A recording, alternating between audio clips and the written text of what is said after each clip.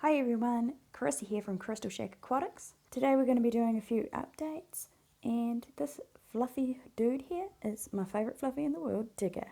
You will see a little bit more of him later on in the video.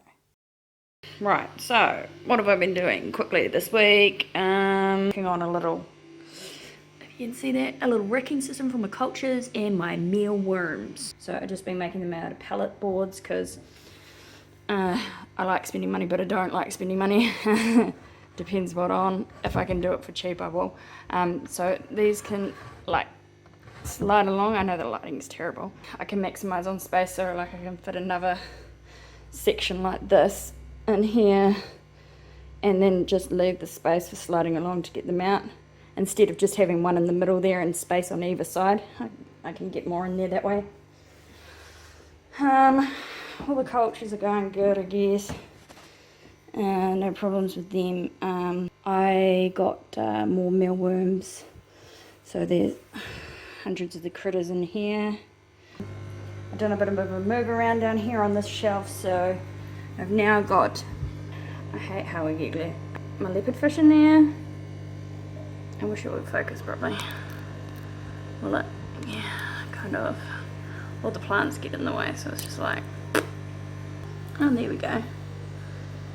Nice. So I've moved these guys in here with the snails because they are live bearers. Oh, I hate glare. Honestly, the hugest pain in the butt. What are they doing down there? They're hiding in the grass. Oh, look, there's one. What's he doing? There he is. Check him out. Oh yeah. So anyway, they are now in here. If it would focus, which it won't because it's weird. Hello? Hi. Come. Right. Bloody bizarre what it's doing. You don't want to see my ugly mug anyway. No minnows in there anymore. Got that tank of minnows. And that tank of minnows there. Excuse my towel, don't like getting dribbles everywhere. These guys have been very busy breeding.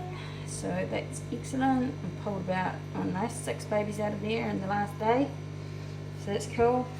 And they come over into this little tank. So they're in there, minnows and goldfish fry. Had to empty out my Daphne bucket because, well, putting spirulina in there, it gets a bit smelly. Smells like a stagnant pond in here, so I cleaned that out, so that stops that. I need to redo my plant stuff because I'm getting more plants. They should arrive this week some stage. So I want to maximise on space. I think what I'm going to do is I'm going to take the cups out, which are a nice idea for when you're dumping them in tanks like this. But I'm just going to put all the soil through here, the aquatic mix in the bottom, pebbles across the top, and just plant straight into it, and just put my little knives with the names written on them next to the corresponding plants, and that way I don't get confused about what they are. And I'll do the same with that container too, maximising space. Now, the problem I've discovered is I bought a bunch of oxygen weed. I'll put the scientific name for that here. Anyway, so what happened was I just chucked it in the tank. Big mistake. That is the reason why there are parasites, I think, in my fish. I've noticed that they're running around scrubbing their bottoms on the sand and stuff. Now, there wouldn't be too much of a problem if it was only one doing it. Because fish get itchy sometimes, you know, especially if they're gravid females. I've noticed sometimes they'll itch around a little bit. I think especially if they're first time mothers, they don't really know what's going on. And then this morning I noticed these guys are scuffing too. They were in this tank up until about a week ago. Definitely didn't come from all of these other plants that I've got in cups and that. The lady I got them from, very, very reputable in New Zealand, and I'll put a link to her website down below for anyone in New Zealand who's after plants. Oh, so what was I saying?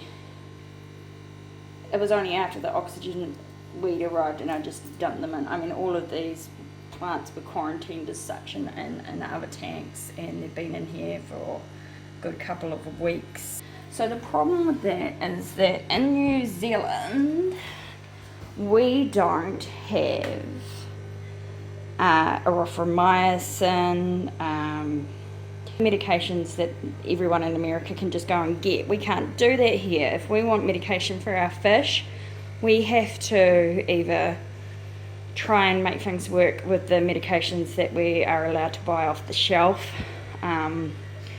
which are things like these wonder tonics, which have been around for years, since like I was 9 when I started keeping fish. This brand was around then.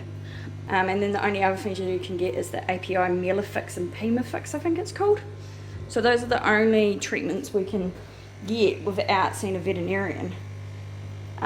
So what people tend to do for parasites is they get Avitrol, which is an avian wormer. I think it's got praziquantel in it.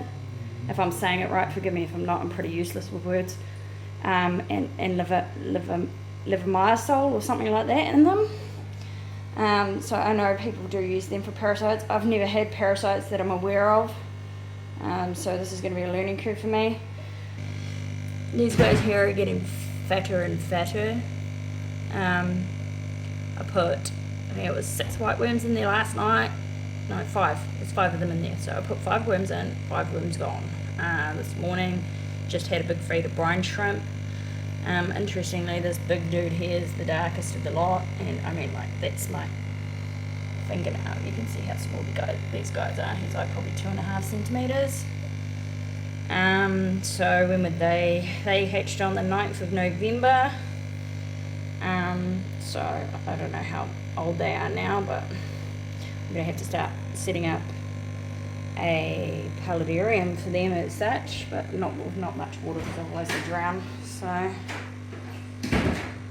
that's probably about it. Are you a hot dog? Are you a Arooroowana? You are?